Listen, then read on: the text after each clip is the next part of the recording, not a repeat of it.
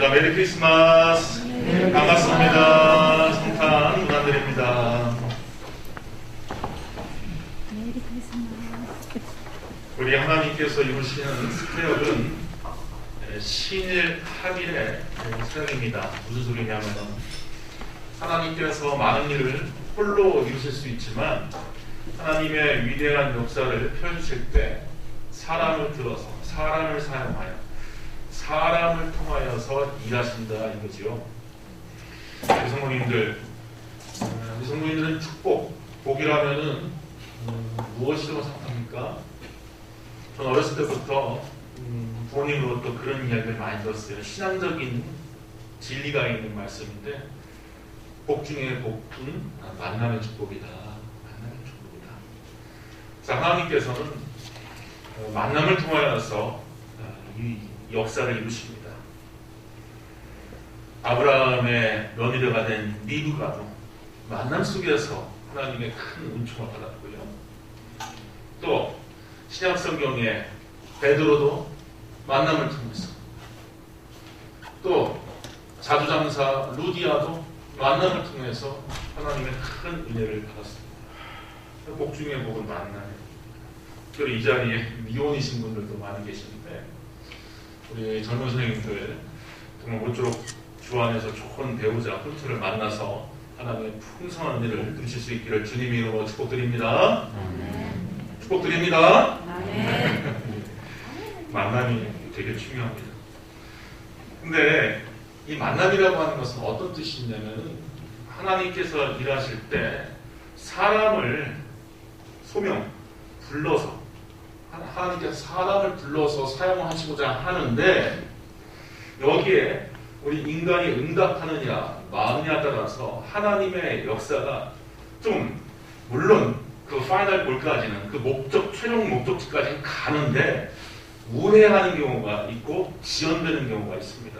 가령 아브라함에게 너는 100세의 아들을 낳을 것인데 그 독생 아들을 통하여서 너에게 큰 민족을 이루게 하고 너를 통하여서 이 세상 만민이 복을 받게 할 것이다. 분명히 약속을 주셨어요. 그럼 그때까지 참고 기다리고 인내해야 되는데 아브라함이 기다리다가 지치니까 어떻게 했습니까? 몸종 하갈을 들여서 몸종을 통해서 하나님께서 나의 후사, 나의 자손을 이으신 건가라고 하는 불신앙을 품었습니다.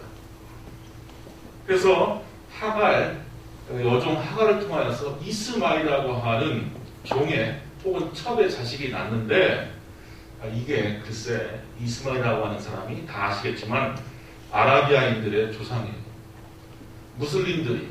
이슬람을 신봉하는 무슬림들이 자기의 신앙의 조상, 믿음의 조상은 이스마엘이다. 그래서 꾸란 같은 경우는 본래 우리 성경에는 모리아산에서 아브라함이 그 독생자 이삭을 드리려고 했지만 꾸란은 이스마엘을 드리렸다. 이렇게 경계를 시켰어요. 참 아브라함이 하나님의 부름, 하나님의 그 사명, 이것을 액면 그대로 순전하게 받아들였어야 되는데 그것을 자기 생각대로 멋대로 왜곡하고 변개를 했더니 그야말로 이스마엘 혹은 이스마엘의 족속이 의도치 않게 성령의 역사로 들어와 버린 겁니다. 이런 식의 그런 아이러니들이 참 많이 있습니다. 그래서 하나님께서 이 인간을 들어 사용하실 때는 전적으로 순수한 믿음, 깨끗한 믿음, 정말 하나님께 이의를 다하지 않는 믿음이 참 필요하다. 오늘 본문에서 우리 예수님께서 오신 그 내용도 참 비슷합니다. 자, 우리는 어렸을 때부터 그 교회학교나 중고등부의 여러 예배와 또 성탄절 예배를 통해서 익히 아는 이야기지만 마리아를 통하여서 예수님께서 오셨습니다. 마리아가 예수님이 오실 때 자기 몸을 내드렸어요. 천사가 방문하여서 수태고지를 하죠. 너 결혼하지 않았지만 앞으로 성령으로 너도 잉태되어서 너의 태를 들어서 이 땅에 구주가 오신다. 이때 이렇게 고지를 했을 때, 자, 지금 현대도 아니고요. 현대도 아니고 고대 사회, 또 율법의 칼날이 정말 슬퍼하게 살아있을 때, 처녀가 외간 남자하고 혼전에 아이를 갖게 되면 음란죄에 걸려서 종교적 처형을 당하게 됩니다. 마을 사람들이 광장에 모여서 그 여인을 한가운데 두고서 돌로 쳐 죽일 수가 있는 사태가 오는 거예요. 근데 처녀 마리아는 주의 몸종이오니 주의 종이오니 주의 뜻대로 하소서, 주의 뜻대로 쓰시옵소서 해서 자기를 내어드립니다. 이게 성경에서 늘 읽다 보니까 마리아가 당연한 믿음을 보였겠다, 이렇게 우리가 한 수 접고 넘어갈 수가 있지만 대단히 어려운 결단이에요. 대단히 어려운 결정입니다. 자기의 목숨을 하나님께 그냥 담보로 내어 맡기고서 자기의 태를 빌려드리는 거예요. 근데 아까 말씀드렸죠? 하나님의 역사는 대개 신일 활일, 신인 일치로 진행되는 거라고. 인간의 순종이 반드시 개입되어야 되는 경우가 많다고. 자, 그 하나님께서 작정한 때에 마리아를 통하여서 독생자를 보내시려고 했지만, 마리아가 무슨 말씀입니까? 나는 남자도 알지 못합니다. 심지어 정혼한 요셉이라고 하는 신랑감도 있어요. 내가 어떻게 아이를 낳게 됩니까? 돌마다 죽을 일이 있습니까? 나 못하겠습니다. 해버리면은 이거는 가정이지만 어떤 일이 벌어졌을까요? 아마 예수님이 오시는 것은, 하나님의 아들이 오시는 것은 분명했지만 천사가 이 집 저 집 찾아다니면서 또 여러 여인의 문을 두드렸을 겁니다. 또 그 시점이, 구주 예수님께서 오신 시점이 매우 늦어졌을 거예요. 근데 마리아는 그것을 허락했습니다. 허락하고 자기의 몸을 통하여서 예수님, 구세주 예수님이 오시도록 했어요. 우리가 여기 이 가운데서도 과거에 천주교를 다니신 분들도 많이 여러 계신 걸로 알고 있습니다. 제 와이프도 가정에 천주교 교인이었고요. 우리 개신교인들이 좀 오해하는 게, 천주교 가면은 예수도 믿고 하나님도 믿고 마리아도 믿는다, 이렇게 생각하시는 분들도 더 있는데 그건 아니에요. 거기도 삼위일체 하나님을 믿습니다. 하지만 마리아에 대해서는 위대한 신앙의 표본으로서 존중합니다. 존경하는 거예요.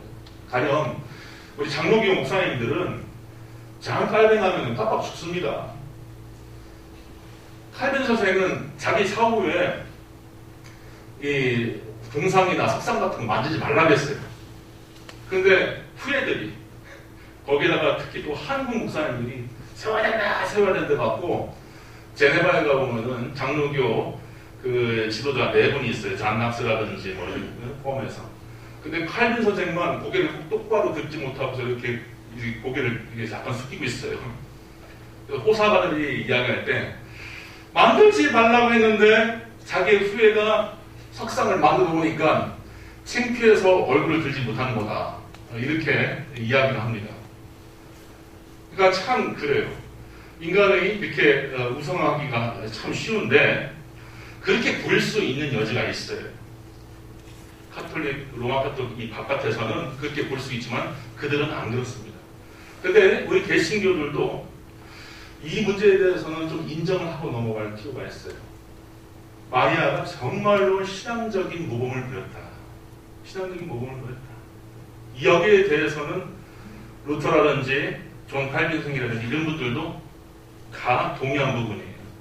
모든 인생들 가운데 가장 하나님께 헌신적이고 이타적인 믿음을 보이는 사례는 마리아에 의해서 사라졌다라고 하는 것을 인정할 수밖에 없습니다. 그러면 예수님의 양아버지가 되고 마리아의 육적 남편이 되는 요셉은 안 그랬냐? 이런 생각을 한번 해볼 필요가 있습니다. 저는요, 왜 마리아냐? 왜 마리아만 그러냐? 이런 생각이 듭니다. 왜냐면은 요셉이야말로 마리아 못지않은 정말 가슴 아프고 애끓는 그 속상함이 있고 인간적인 비탄이 있고 고뇌가 있지만 이도 참은 위대한 믿음의 선진이다라고 인정할 수밖에 없습니다. 약혼녀가 자기도 모르는 상태에서 배가 불러오는데요. 고대 사회에 그것을 두고서 누가 기뻐하고 그것을 가지고서 누가 고민하지 않을 사람이 있겠습니까? 르네상스 시대에 오면은요, 1500년 동안 그려왔던 성화가 약간 좀 인문주의적인 색채가 가미됩니다. 과거의 중세 또 고대의 교회 그림들을 보면은 그야말로 거룩함이 일변으로, 성스러운 일변으로 예수, 마리아, 동방박사 이런 것들을 아주 종교적인 색채가 농후하게 그려냈는데 르네상스가 뭡니까? 인문주의의 부흥시기 아닙니까? 그때 그려진 예수님의 탄생 성화를 보면은요, 이 요셉의 표정이 일그러져 있어요. 왜 그럴까요? 인간적인 고민, 인간적인 생각, 인간적인 범민이 그 요셉의 얼굴에 나타나도록 일부러 그리는 겁니다. 그래도 진정성이 있는 성화죠. 남자분들 안 그렇겠습니까? 아니, 내 약혼녀가 내가 모르는 상황에서 배가 불러오는데 그거 기분 좋아라 할 사람이 어디 있겠어요? 참 신기하게도요, 신약 성경도 그렇고 구약 성경도 그렇고 이 요셉이라고 하는 이름을 가진 인물들이 참 공통점이 있어요. 공통점. 구약의 요셉은 이스라엘, 즉 야곱의 11번째 아들로서 야곱의 총애를 받았습니다. 야곱의 아버지의 총애를 받았는데 형제들의 질투와 음모 때문에 이집트에 노예로 팔려가죠. 다른 형제가 입지 못하는 채색옷을 입으면서 정말 의시되고 뻐기고 또 아버지의 총애를 받았던 신분에서 갑자기 노예살이를 하게 되니까 얼마나 우라통 터지고 힘들고 원망불평이 정말 치밀어 올랐을까요? 거기다가 열심히 노예로 보디발이라고 하는 장군 집에 가서 봉사를 하셨는데 그 보디발 장수의 아내 되는 사람이 유혹을 한단 말이에요. 유혹하는 것을 뿌리치기 위해서 자기 겉옷을 그냥 벗어두고서 집 밖에 나왔더니 그 여주인이 요셉의 겉옷을 가지고서 여보 이것 좀 보세요. 요셉이라는 녀석이 나를 범하려겠습니다 해서 그냥 감옥에 투옥시켜버리잖아요. 그리고 감옥에서도 이팔청춘 다 보내고. 그러나 이 요셉, 구약의 요셉도 그렇고 마리아의 남편 되는 신약의 요셉도 그렇고 이런 하나님의 몰아가시는 섭리, 하나님의 몰아가시는 섭리에 대해서 어떤 인간적인 판단을 막 일으키지 않아요. 이런 문제에 있어서도 참 신앙의 모범을 보인다 할 수가 있고 또 부조리한 일에 저항하지 않습니다.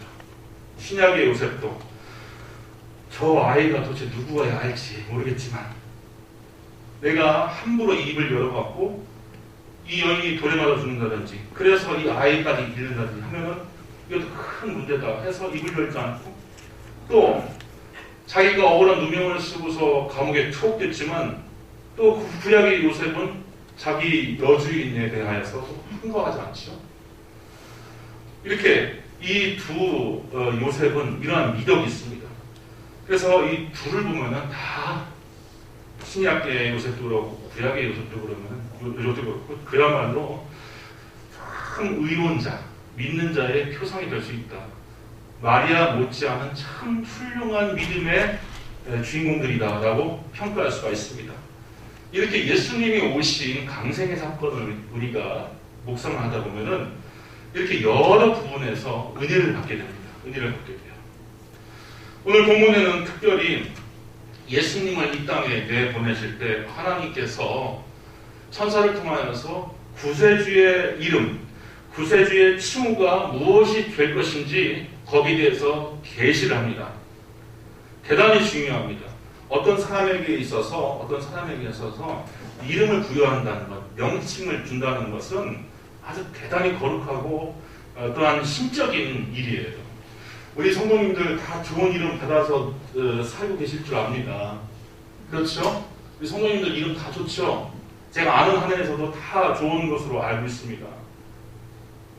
제 이름 같은 경우도 빛날 역자에다가 신박한 숫자예요. 성도 신박한 숫자인데 돌림자도 신박한 숫자를 써요.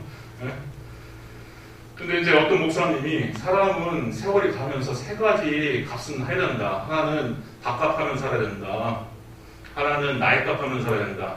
하나는 이름값하면서 살아야 된다라고 하는데 새록새록 새겨집니다. 이름값하면서 사는 거 그렇게 쉬운 거 아닙니다. 쉬운 거 아니에요. 이름값 하는 것은 참 그 존재 가치가 있는 거예요. 내가 여기서 왜 왔는지. 또 부모님은 내 한 몸, 이 일신에 대해서 피땡이로 낳은 이 자손에 대해서 부모나 조상들이 어떤 뜻을, 어떤 비전을 품었는지 그것을 이루면서 사는 것 참 중요한 겁니다. 예수님도 마찬가지예요. 예수님에게도 두 가지 이름 줬는데 하나는 예수입니다. 예수. 우리는 지금 성탄 카드를 서로 교환하고 그런 시대는 안 보내요. 안 지내죠. 성탄 카드를 서로 보내고 참 아쉬운 풍습이죠. 그냥 저도 카톡으로 누군가 또 지인들 동문 목사님들 보내는 카톡 메시지를 받았는데 이렇게 그림 카드 비슷하게 해서 이렇게 서로 나누죠. 예, 그 정도예요. 그냥 그 정도인데 옛날에는 이렇게 만년필로 펜으로 꼭 눌러 쓴 그런 성탄 카드가 오곤 했는데 이제 그게 거의 없어집니다. 근데 성탄 카드의 장식을 보면은 엑스마스라고 되어 있는 거 보셨지 않습니까? 우리 많은 분들 여기에 하나의 상식인데 그게 엑스마스가 아니에요. 마스라고 하는 것은 미사, 예배, 경배, 제사 이런 뜻인데 그 앞에 있는 X는요 헬라어 고대 그리스어 알파벳으로 키를 말합니다. 키. CH 음가를 가진 K 발음과 비슷한 키라고 하고요. 또 목사님의 스톨, 성만찬이라든지 예배에 집중할 때 스톨을 보면은 이렇게 후드청에 있는 스톨을 보면은 PX라고 써 있는 경우도 왕왕 있어요. PX. 군모 목사님들이 그거 들고서 예배드리면은 아유 우리의 진짜 삶과 바람이다. 군인들이 그런다는데 그 PX가 아니라 크리스토스라고 하는 첫 글자, 첫 두 알파벳이 키하고 헬라어로 R 음가를 갖고 있는 로입니다. 그래서 PX가 아니라 정확하게는 키로예요. 키로 헬라어 알파벳으로. 근데 많은 분들이 엑스마스 이렇게 불러요. 방송가에서도요 잘 모르니까 엑스마스인데 그 X는 바로 예수 그리스도 한 번을 단적으로 딱 지목하는 겁니다. 예수. 근데 오늘날 우리 시대는 어떤 시대를 살고 있어요? 예수 그리스도를 단적으로 진짜 딱 가리키고 있는 그 X를요 미지수 X로 만들어버려갖고 거기에다가 자기의 욕망을 다 집어넣습니다. 그래서 돈 좋아하는 사람은 돈 마스, 그 X에다 돈을 집어넣어요. 그래서 돈을 숭배합니다. 또 권력 좋아하는 사람은 거기에다가 권력 집어넣고 권력을 숭배해요.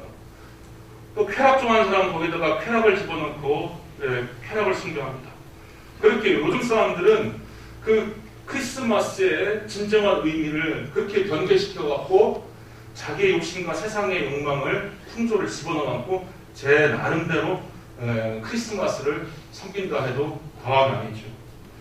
우리 젊은 친구들 참 많은데 어떻게 보면은 제가 예측하건데 세상에 많은 약속들, 노인들을 다 뒤로 하고 오셨을 줄 압니다. 대단하신 겁니다. 대단하신 거예요. 우리는 예수님을 경배하기 위해서 왔지만 지금 이 똑같은 시간에 어떤 분들은 그 X를 미지수 X로 만들어갖고 자기의 즐거움과 세상의 유익을 위하여서 지금 열심히 숭배하고 있는지도 몰라요. 근데 예수님이라고 하는 그 이름은 본래 여호와의 구원이라는 뜻입니다. 여호와의 구원. 하나님께서 자기의 백성을 그 절망한 데에서 구원하신다 이렇게 길게 설명했지만 본래는 하나님께서 우리를 구원하신다라고 하는 그런 뜻이 있어요. 그리고 두 번째는 임마누엘이겠습니다. 보통 예수님의 호칭 중에서 임마누엘을 잘 모르시는 분들이 많은데 오늘 본문에 보면은 예수라고 하는 호칭과 임마누엘의 호칭이 같이 나타나 있죠. 23절에 보면은 처녀가 잉태하여 아들을 낳을 것이요 그의 이름은 임마누엘이라 하리라 했는데 이를 번역한즉 하나님이 우리와 함께 계신다 하리라 했습니다. 사랑하는 성도님들, 세상에 가장 큰 위로와 즐거움과 행복이 있다더라면요 다른 것이 아니라 하나님이 나와 함께 하심을 아는 행복, 하나님이 나와 함께 하시는 것을 체험하는 행복만큼 좋은 게 없어요. 하나님이 부자시다면, 하나님이 우리의 삶 가운데 계시지 않는다면 어떤 명예, 권세, 돈, 권력이 있어도 우리는 참 초라한, 그리고 쉽게 구겨지고 쉽게 찢어지고 상처날 수밖에 없는 종이장 한 장 같은 인생밖에 되지 않습니다. 우리 인간은 그래요. 인간. 그렇지만 하나님께서 함께 하신다면은 그것 이외에 다른 축복과 다른 능력이 없습니다. 우리 성도님들이 이 세상 사시면서, 세상살이 하면서 거듭거듭 해가 갈수록 하나님이 나와 함께 하신다는 것, 하나님이 나와 함께 하신다는 그 체험과 느낌이 계속 확인되면서 신앙의 성장되기를 축원드립니다. 고향이 왜 고향일까요? 고향이 왜 고향일까요? 제가 어렸을 때부터 산천초목에 정이 들어서 그냥 고향이 되는 걸까요? 우리 성도님들 한번 생각해 봅시다. 왜 고향일까요? 부모님이 계시니까 고향인 거죠. 그렇죠? 부모님이 계시니까 고향이 고향되는 거예요. 부모님이 안 계신 부지하면 고향이 고향되지 않습니다. 마찬가지예요. 인간에게 하나님이 함께 하실 때 우리의 마음 가운데에 세상을 극복하기 위해서 힘이 생기고 능력이 생기고 또 어렵고 고단한 그런 역경이 찾아와도 능히 극복할 수 있게 됩니다. 최소한 고향에 부모님이 누이신 선산이라도 있으면 고향이 고향돼요. 근데 아무것도 없어. 고향에 부모님이 안 계셔요. 그러면은 고향이 고향될 수가 없어요. 지옥도 왜 지옥입니까? 뭐 꺼지지 않는 유황불이 있어서 소금치듯 우리가 저주받고 영원한 환난을 겪기 때문에 지옥입니까? 아니에요. 하나님이 안 계시면 지옥입니다. 하나님의 부재 상태가 지옥이에요. 그건 그 순서를 가로놓아야 돼요. 영원히 꺼지지 않는 불이 있기 때문에 지옥이 아닌 거예요. 그건 부차적인 문제고 하나님이 부재한 것이 부차적 그 지옥입니다. 그래서 우리 마음 또 세상 여기에 하나님이 현존하시지 않는 문제에 있어서 우리는 참 그 영적인 허기짐과 영적인 가난과 영적인 그 목마름이 있어야 되는 거예요. 수요 예배 때 요즘 산상주를 우리가 묵상하지 않습니까? 왜 애통하라고 하는 겁니까? 왜 목마르고 왜 배고프라고 하는 겁니까?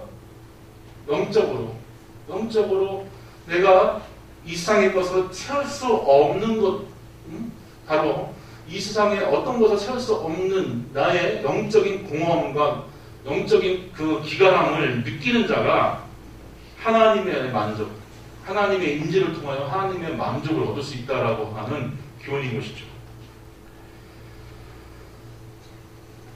우리가 살아가면서 어렵고 고단하고 힘들어도 하나님이 나와 함께 하심을 느끼고 체험하는 일이 가장 중요합니다. 시편의 백미라고 할 수 있는 시편 23편에 보면은 여호와는 나의 목자시니 내가 부족함이 없으리로다. 그가 나를 푸른 초원으로 누이시며 쉴만한 물가로 인도하시는도다. 내 영혼을 수정시키시고 자기 이름을 위하여 의의 길로 인도하시는도다. 하고 이런 표현을 썼어요. 내가 사망의 음침한 골짜기로 다닐지라도 해를 두려워하지 않을 것은 주께서 나와 함께 하심이라. 주의 지팡이와 막대기가 나를 안위하시나이다 했어요. 사망의 음침한 골짜기로 양 한 마리가 지나고 있어도 해를 받는 것, 해로움을 받는 것을 두려워하지 않는 그 이유가 우리 목자 되신 주님께서 나와 함께 하시고 그의 지팡이와 막대기로 나를 안보하기 때문이다 라고 고백하고 있습니다. 이거예요. 우리가 예수 믿는 사람으로서 우리가 살아가면서 신앙 가운데서 경험하고 체험하고 확인해야 될 지점이 이겁니다. 또 제가 참 좋아하는 시편인데 시편 139편에도 역시 다윗이 지은 시인데 여기에도 이런 표현이 있어요. 내가 주의 영을 떠나서 어디로 가며 주의 앞에서 어디로 피하리까? 내가 하늘에 올라갈지라도 거기 계시며. 오케이, 그렇죠? 승승장구하거나 아들이 대학에 좋은 데 입학했거나 큰 소득을 얻거나 기분 좋은 일, 하늘로 올라갈 같은 기분 좋은 일이 있으면 하나님 거기 계시지 할 수 있을 겁니다. 근데 그 다음 말씀이 이래요. 스올에 내 자리를 펼지라도 거기 계시며. 스올이라고 하는 것은 히브리어로서 이게 지하세계를 말하는 거예요. 한마디로 지옥을 말하는 거예요. 지옥. 스올에 내 자리를 펼지라도 하나님은 거기 계시다. 이런 말씀입니다. 이게 구약성경에서 이미 하나님이 인생과 어떤 방식으로 함께하며 함께 하시는 하나님으로부터 우리 인생이 어떤 유익을 받는지 계시된 말씀인데 이 말씀을 예수님께서 이 땅에 강생하실 때 다시 천사를 통하여서 확인해 주시는 겁니다. 예수님께서 이 땅에 오실 때는요, 이스라엘의 5,000년 역사 가운데서 가장 힘겹고 가장 어렵고 흑암이 참몰했던 시대예요.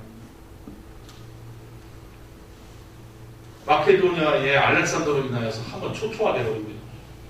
그 뒤로 지중해에 또 패자로 등극한 로마가 와고 이스라엘도 짓밟고 갑니다. 그리고 영구적인 식민지로 삼아갖고 백성의 고요를 착취하면서 전통적인 이스라엘 사회를 다 엉망진창으로 만들어놓고 있습니다. 자기의 생업을 지는 사람들은 이중 삼중이 되는 세금을 부담하기 싫어서 일부러 자기의 농지와 자기의 생업에 터전을 벌이고서 노예화가 되는 경우가 허다했어요. 너무너무나 정치, 경제, 사회, 문화, 종교, 신앙 모든 면에서 총체적인 난국이고 환란이었습니다. 자, 그런 시절을 겪을 때 인간이라면 인지상정이라면 어떤 식의 의문, 어떤 식의 항변을 할 수 있을까요? 첫째, 하나님이 계시냐? 우리 조상들이 믿어왔던 그 하나님이 정말 계시냐? 두 번째, 하나님이 계신다고 하더라도 우리를 미워하는 거 아니냐? 우리한테 지금 저주를 쏟아붓는 거 아니냐? 세 번째, 하나님이 우리 조상 때는 함께 계시다가 이제 떠난 거 아니냐? 우리를 떠나고 나를 떠난 거 아니냐? 이게 이스라엘 사람들이 당시에 지녔던 혹독한 신앙적인 위험이었습니다. 위기였어요. 그런데 천사가 예수 그리스도를 고지하면서 예수 그리스도의 탄생을 고지하면서 그에게 어떤 이름으로 어떤 호칭으로 부르라고 했냐면 임마누엘이라고 부르라고 했어요. 하나님이 우리와 함께 하신다. 하나님이 우리와 함께 하신다. 사랑하는 성도님들, 우리 성도님들이 지금 어떤 시대에 어떤 처지 어떤 환경에서 신앙생활을 하며 또 직장생활을 하며 또 가정생활을 하는지는 저는 모르겠습니다. 하지만 모르겠어요. 제가 지금 나고서 살아오는 시 가운데서 이 대한민국이라든지 이 세계의 환경을 보면 전쟁이 아니고서는 이렇게 엉망진창이고 어려웠던 시절이 있을까 하는 생각이 듭니다. 여러 처처에서 정치, 경제, 사회, 문화, 교육 모든 분야 별로 보면은 어려워요. 어려워. 그리고 교회 환경, 교회 환경, 전 세계의 교회 환경, 대한민국의 교회 환경도 마찬가지. 정말 일말에 어떤 희망이랄지 이런 것을 참 보기가 어려워요. 제가 오늘 찬송가를 안 부를까, 아니면 사회자 혼자 인도를 할까 이런 생각도 했어요. 왜냐면 교회에서 찬송가 부르고 이런 것도 자꾸 터치를 해요. 터치를 한단 말이에요. 아니 찬송가 안 부르는 예배가 어디 있어요? 근데 못하게 해요. 이런 시대가 어디 있습니까? 하지만 우리 성도님들 이렇게 흑암이 깊은 시대임에도 불구하고 예수님께서 함께 하신다라고 하는 메시지는 영원 불변하다는 거예요. 그리고 우리 성도님들의 삶 가운데서도 내가 어떻게 느끼고 단정하든 우리 예수님께서는 우리와 함께 하심으로 때가 되면 하나님의 역사하신 그 때가 되면 반드시 함께 하신다라고 하는 표적과 기사와 능력을 보여주신다는 것. 예수님이 공생 가운데 나타나실 때 많은 사람들이 이렇게 고백을 했습니다. 나인성 과부의 아들을 살리니까 백성들이 어떻게 고백합니까? 큰 선지자가 우리 가운데 일어나셨다 하고 하나님께서 자기 백성을 돌보셨다라고 고백을 하는 역사가 나타납니다. 하나님께서 우리를 돌아보신다. 하나님께서 우리를 망각하신 것도 아니고 버리신 것도 아니다. 하나님께서 우리를 정말 돌아보고 계시다라고 하는 것을 예수님의 사역을 통하여서 발견하셨다는 겁니다. 우리 사랑하는 모든 창신교회의 성도님들의 그 삶과 가정과 그 형편과 직장과 일터와 자녀선들 위해 하나님께서 우리 성도님들을 돌아보시고 함께 하신다라고 하는 표적과 기사와 능력이 나타나시기를 주님의 이름으로 축원드립니다. 아멘. 기도하겠습니다. 주님 감사합니다. 이렇게 깊은 둥짓달, 둥짓날, 이렇게 흑암이 창궐하는 세대, 우리에게 소망의 메시지를 그리스도의 강생을 통하여 허락하여 주시사 세상에는 암흑이 있지만 그럼에도 불구하고 하나님이 우리와 함께 하신다는 메시지를 주십니다. 예수 그리스도를 우리가 악망하며 바라보며 말구육난 그 냄새나는 곳에 초라하고 겸허한 모습으로 오신 우리 예수님을 묵상하면서 이 어려운 시대를 극복할 수 있도록 하여 주시옵소서. 믿음으로 승리하는 우리 창신교회 모든 성도되게 하여 주시옵소서. 아버지 하나님, 일터와 가정과 자녀들과 모든 삶의 변경 가운데 어려움이 다 해소되고 하나님의 영광이 드러나게 하여 주시옵소서. 예수님의 이름으로 기도하옵나이다.